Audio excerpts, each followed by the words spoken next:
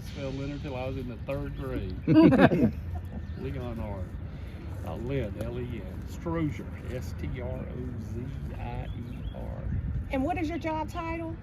Well, I'm the president of the company, but also the founder and the chief bottle washer, and I work hard in cemeteries all over the place. I've been doing this 15 years and have mapped cemeteries in 19 states all over the place. Fixing to do state number 20, West Virginia.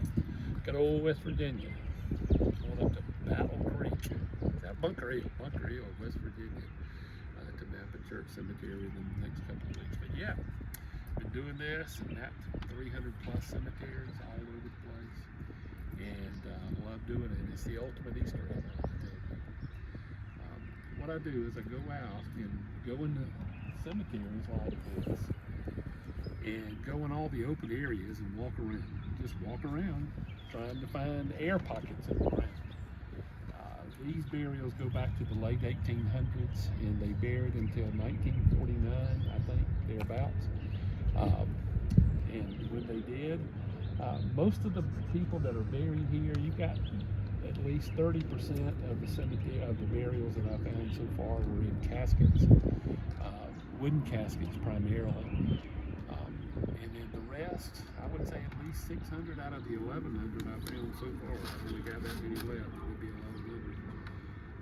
Probably, I would say 60% were buried in shrouds, which means the people, the family members, all they had the wherewithal to do is wrap them in sheets or spreads or quilts and bring them out and tenderly and gently place them in the ground. Of the 1,100 I found so far, at least 400 babies below age 5 in the ground, and that's not unusual at all. The oldest marker that I found out here so far is Mr. Watts, married to Eliza Watts. And he was 103. He died in 1939, which puts his birth date back at 1836, which is pretty impressive. What I find out here is the air pocket where the person was in the ground. Imagine that wooden casket dropped in the ground 5, 6 foot down, and the person's inside the casket. Dirt is pounded on top of it, and it's closed at the surface. A mound of dirt, maybe with a rock at the top of it. And within 75 to 100 years, because of the acidity of the ground, moisture, and heat from our summers, what's in the ground begins to decompose. The body goes rapidly. It wasn't embalmed typically. None of these would have been. The body decomposes, but also the wooden casket decomposes. And as everything goes down, the ground above it is hardened and baked by that summer sun. Mostly, it may settle 3 to 4 inches. Every once in a while, it'll collapse down to a foot. If that happens, the caretakers of the cemetery come in and they'll fill it in simply for safety as people walk across. That air pocket where the body and the casket was is what this machine finds. The ground penetrating radar finds that air pocket.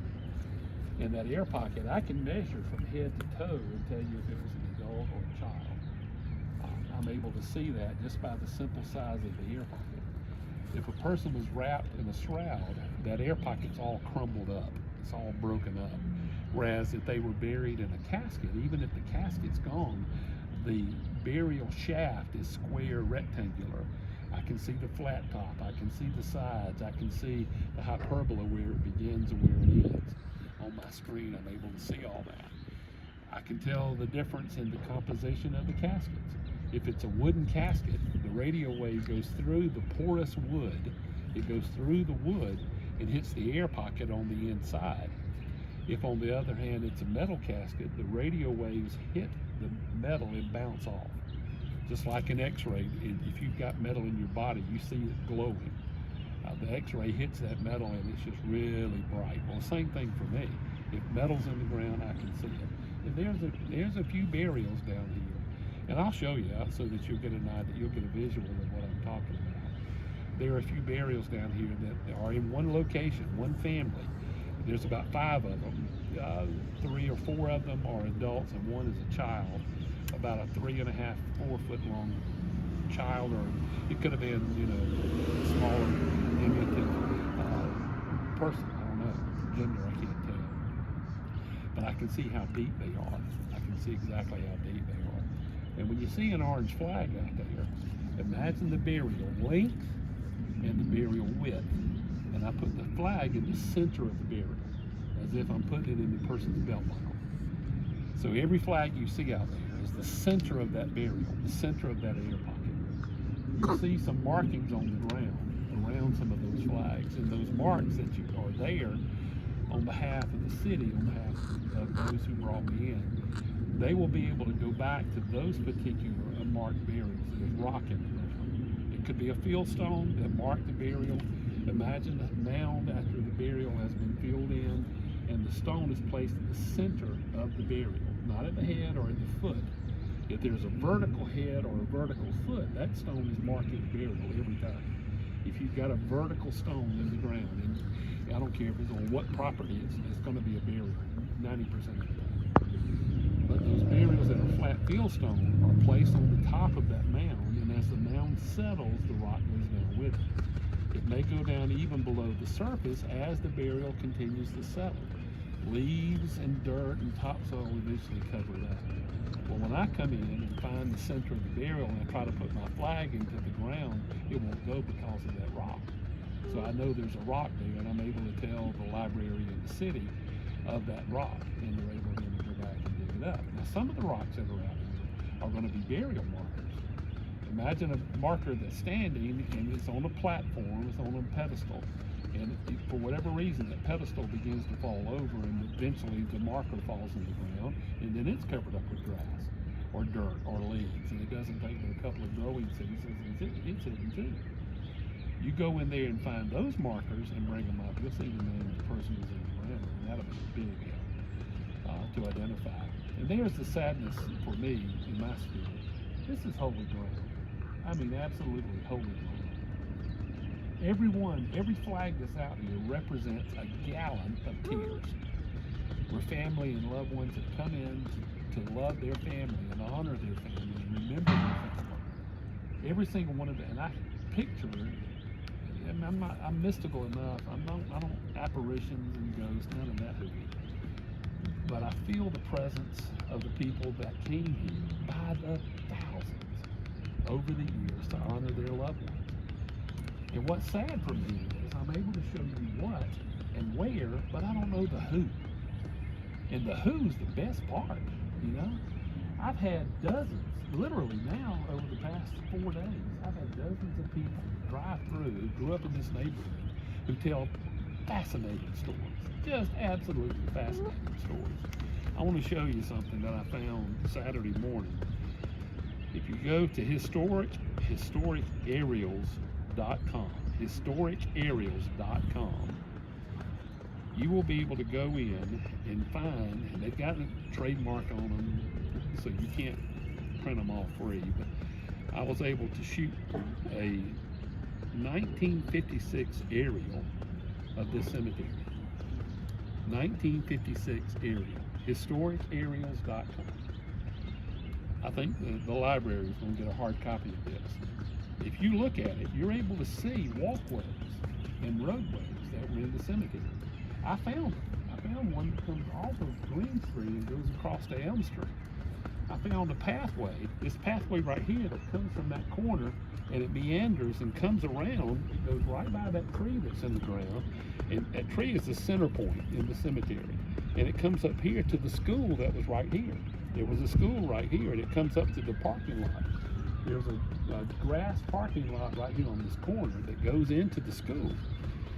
This guy, John Smith is his name. He came by yesterday, I think, and he saw the flag, and he grew up in this neighborhood, got tremendous stories.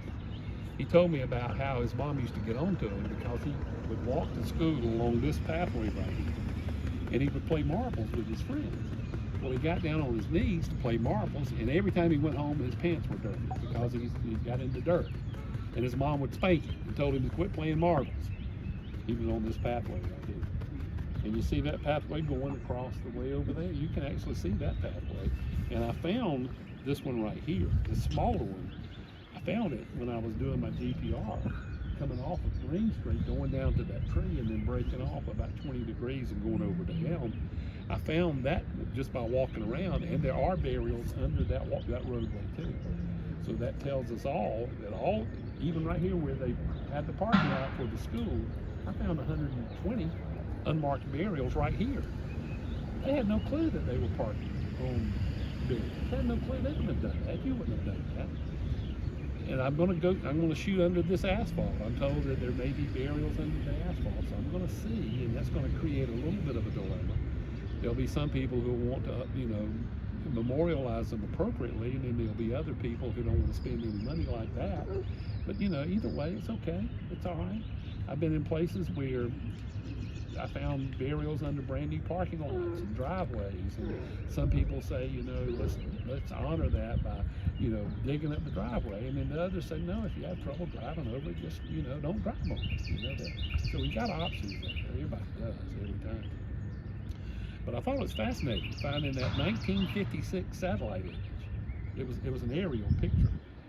Absolutely fascinating seeing the walkways that were here in the cemetery. I've had 4 different people tell me that they used to play football down here on the Elm Street side, and they would play softball and baseball down there, and they would use the monuments for bases, for baseball games. For me, that doesn't desecrate anything at all. Just the opposite. This is a dynamic place. A dynamic place. I've had people tell me, and Joel has done all the research, Joel Reese from the library, wonderful historian. All these houses are right here. The luminaries in the African American community lived in these houses. All the luminaries, teachers and doctors and other professionals in the community, this is where they lived.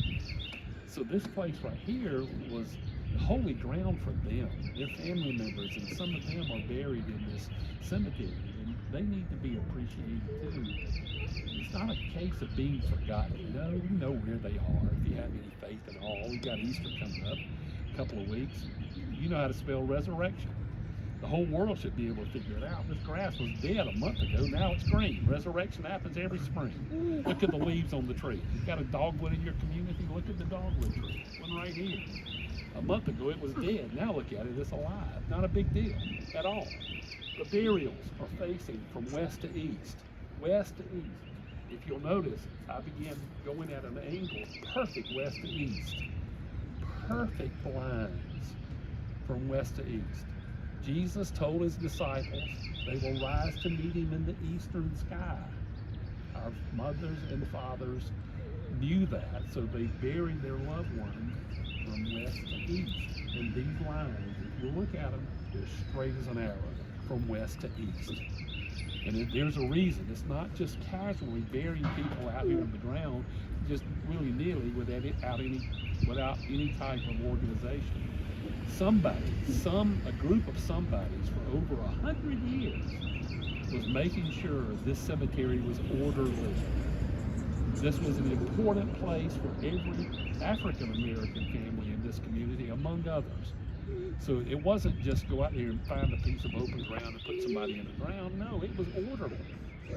And I'm able to capture the orderliness of this cemetery, and I appreciate it for what it is.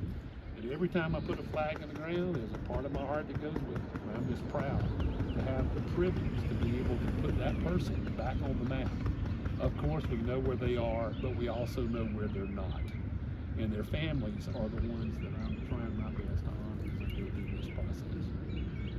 This technology is amazing, ground penetrating radar.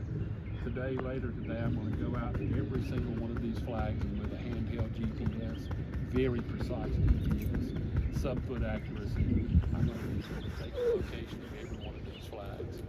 I'll spot mark them, so you'll be able to see that if somebody moves the flags, where the people are. So, y'all want to see it or not? Some of you have already seen it.